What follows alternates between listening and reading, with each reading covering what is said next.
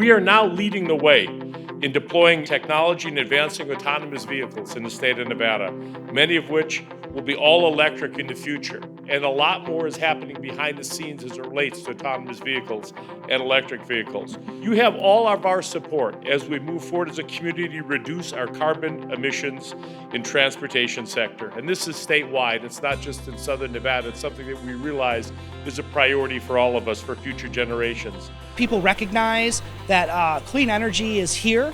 It's part of our economic future. It's also part of our environmental health and safety. People know that climate change is a threat. It's happening. We can't ignore it anymore. And that means more conversations about clean energy and clean transportation. If we can get electric vehicles, buses, the cars that you drive, if we can make those electrified, then we can address the climate change that is happening in this country.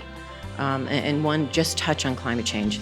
I don't have to tell all of you, Nevada, we see it happening, right? From the wildfires, the drought, it is real, it is happening, but we can be on the forefront of reducing that carbon footprint. There was a UNLV professor that I heard one time. She said, nature is always the last at bat and has the home field advantage. And I think that gives us pause to think about the choices we make from a transportation perspective, sustainability.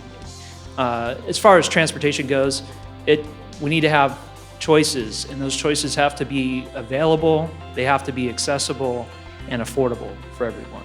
Because we've made so much progress cleaning up the power sector with the advent of renewables at the utility scale and both distributed, we are seeing now that the shift needs to be on the transportation sector. Transportation is now the largest emitter of greenhouse gases in Nevada, and it's also the area of greatest economic opportunity. We're seeing the electrification of transportation happen rapidly right before our eyes, and so it's important that all of us find these solutions and work together to really stay ahead of the curve.